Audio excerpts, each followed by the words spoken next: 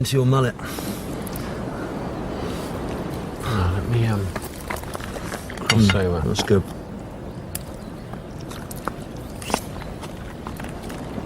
That is beautiful. Yeah? While our catch is reduced to skeletons, Gary's friends arrive with fresh supplies for the barbecue and intent on a party. Well, for you to be down here in Dorset doing this, I mean, that is a choice for you. Oh, sure, yeah. You've tried town as well. Yeah. 3 years ago, it was a case of all week working in town, and then at the weekends, packing up the family in a van, rushing down here. And then just stood out on the rocks, watching the waves crashing, thinking, why? I don't want to be on that tube tomorrow morning. I want to be here. That's what we did. We just packed up and left and came down here. It was fantastic. No Gets better regrets? every day. No regrets at all.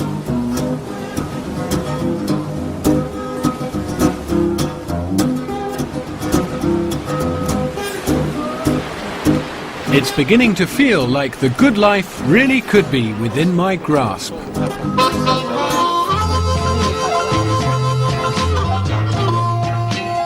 Michael and Joy Michaud have 15 acres of land on the West Dorset cliffs. They farm organically and grow an amazing variety of vegetables.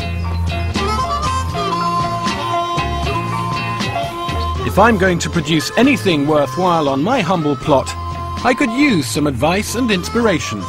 This is a sort of leguminous rainforest. And vegetables don't come any more inspiring than the ones in Joy and Michael's polytunnel. I mean, these aren't normal peas that you pod and eat just the pea. These are sugar snap peas, and you eat the whole pod like that. But there are some varieties which are sugar snap. So good. Oh, they're very sweet. You must feel so good when you just pull something off your own bushes. We love it, yes. I mean, our children come in and they just sort of virtually graze in the crops, just eat them raw. Yes. No, this is what I want. This is what I want to do. We're basically lazy gardeners. I mean, this is a lot of work. It's done in the winter when we don't have much going on anyway, but for the summer we tend to do just as little as we possibly can. Is that an option for me? I mean, can I be a lazy gardener Absolutely. and grow plenty of food to eat, enough to really cook some exciting stuff? Yeah. No problem at all. It's only May, so they'll come on very fast. Yeah. Yeah, I'm never quite so sure about No, we don't. I love the idea of being idle, organic and productive. Michael's come back to River Cottage to get me started with some seeds and seedlings. So tell me honestly, how good is this? Can I do stuff with this? Oh, this is smashing. Really? So you're telling me, Michael, that you're actually a little bit envious of Yes, my soil? I'm going to take a bucket of this home with me. That's what I like to hear. Now, where's Because I the wanted sun? the Where's veg. south? South is this way. Okay, so this, you're not going to get much shading from those trees. You just got to watch, we just got to watch it. But in the summer, the sun should be quite high. But we just have to watch out. You might want to put, you might want to see where the shade's going to be and put your leafy greens there because they don't need as much sunlight. And what you want to do is put crops like tomatoes, courgettes, all your fruit stuff. Put it in as much sun as you can. This gets a lot of sun. Okay, then I would put sort of courgettes, tomatoes, those sorts of things. First in is my favourite vegetable, the broad bean. We got plenty of seed. Why don't you put 2 on each one? I like to put 2 just in case the slugs get them. Okay. If you've got 2, 1 for you, 1 for the slug, all the way down. Yeah, 2 of them come up, then we can always thin 1 down. Yeah? And I think that'll do just fine. Next along my top terrace, bulb fennel, also beloved of the slug. We did a tray of it one time. 150 plants came up. One night, slugs ate 140 of them. We ended up with 10 plants. No. Yeah. It's starting to make me nervous now. I got very excited when we started planting. It's an ugly scene out here. It is like a battlefield. Beetroot should thrive in my virgin soil, along with 2 types of potato, the ratte and the pink fir apple. Michael's also given me peas, corn, tomatoes and assorted greens. And before leaving, he casts his eye over his side of the barter deal. 1 River Cottage ham, payable early autumn. Do you want to get a permanent marker out and write your name on? No, that's okay. No? Doesn't matter. You mind if I stop by periodically, though, just to check on their progress? No, not at all. I think things are starting to sort of look up. I feel with the vegetables, the seeds in the ground, my pigs in their pen, I'm sort of more or less starting to feel like a proper smallholder, albeit a first-timer. Yeah, it is coming along.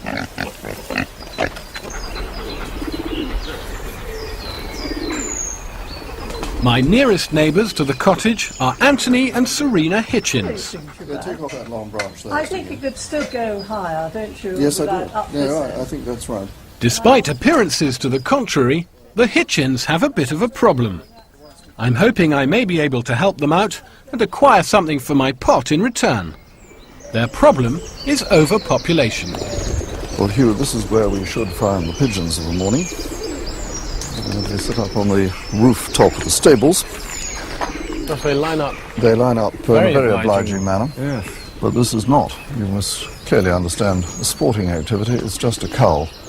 We started with 4 pigeons about 7 or 8 years ago. We were given by some friends. Just 4. How many have you got now? About 80. They're not all on display, but they're far too many. So do you see it as a sort of dual thing? You've got the lovely ornamental white doves, which, as you say, look very beautiful on the lawn up against the green. But you've also got a fairly regular supply of good dove meat. Well, I don't think it would keep body and soul together, but it's a nice addition to the diet from time to time.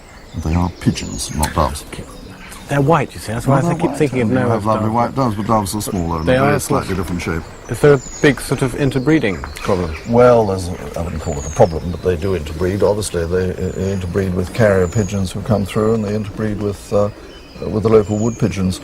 And my basis of selection, if I'm coming out to shoot 1 or 2 for the pot and to keep the numbers down, is to shoot the ones that are mixed, so that we keep as pure a white collection of pigeons as we can. Well, do you want to show the way here? I'll do my best.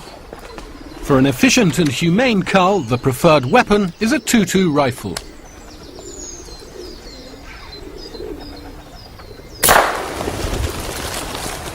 He seems to have gone. Yeah, that's one down. And the question is, will they come back? You don't see it quite as much in England as you do in France, but in France every decent-sized house has a pigeonnière, which is a little tower in which the pigeons live. And they would sally out every day to eat the crop and then come back and get shot by the lord of the manor. I take a rather more generous approach by feeding them instead of sending them out to... Feeding them and then shooting them, yeah. Well, your turn now, Hugh, and see if you can take one cleanly off the roof ridge of the stables.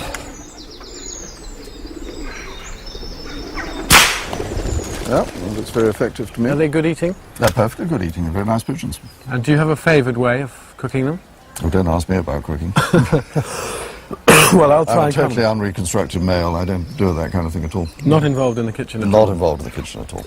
The idea is that if I continue to cull throughout the summer, I get to keep whatever I shoot. Sounds good to me? Steady, steady. Now, perhaps we ought to go and pick up what we've shot. Yeah. Well, I'll try and come up with something that's a little bit unusual. Perhaps you and Serena would like to come round and sample. I think that's a lovely idea. We'll bring the claret. That's a very good idea. Why not? You bring the wine, that's an excellent idea. Having promised Anthony something unusual, I'm looking to North Africa for inspiration and making a rich and exotic layered pie called a pastilla. The plucked pigeons get their wings snipped off, and then I cut out the plump breasts, the only really decent bit of meat on these birds. But the carcasses don't go to waste. Roasted, they make a fantastic stock. After bubbling away on my wood-burning stove for 3 hours, it's strained and then reduced.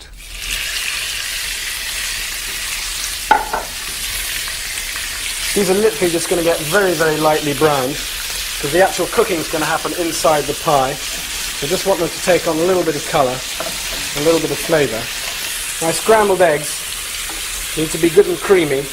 They're going to go in slightly sloppy. They have to have a pouring consistency, no jelly, just a nice pouring consistency to spread over the pie. This is the stock, which has now been reduced literally to about 3 tablespoons. So that's 3 of the layers of the pie, and the 4th layer, this kind of unusual thing, of toasted almonds mixed with icing sugar and cinnamon.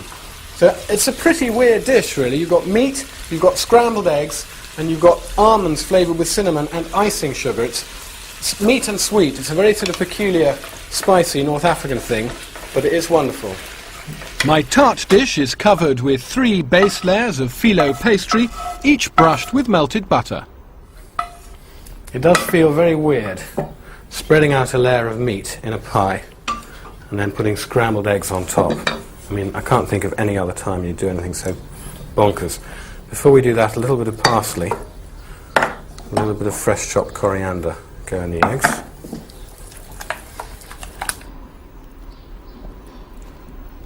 Look at that. Have you ever seen anything odder in a pie dish in your whole life? Just putting in an extra punch of flavour, this incredibly reduced sauce. It's going to trickle that over. I mean, that is almost black.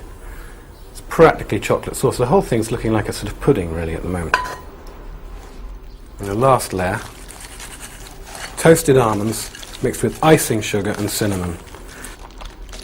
And it's ready to be wrapped up.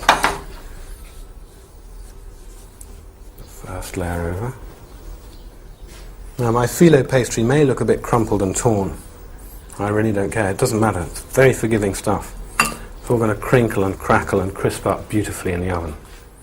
The final layers of phyllo are tucked in and the pastilles cooked in a hot oven for 25 minutes, turning halfway through.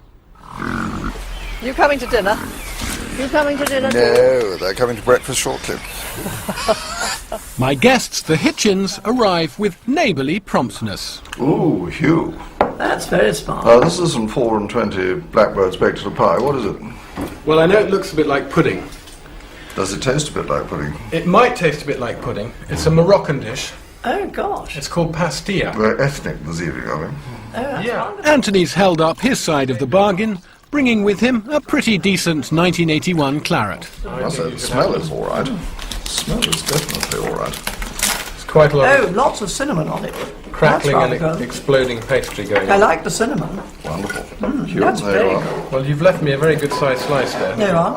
Well, I must say, good old English pigeon. He's dressed up in an amazing Yeah. way. Yeah. Really good. It's very, very tasty, But but, it's- the meat itself is absolutely delicious. And you've got it like we were Have you saying had any of before. our rabbits yet? You've got rabbits as well as We've pigeons? got a vast amount of We've got rabbits. rabbits. Everybody's got rabbits. go I'm across pleased them- that you cull our pigeons, but I'd be delighted if you cull our rabbits.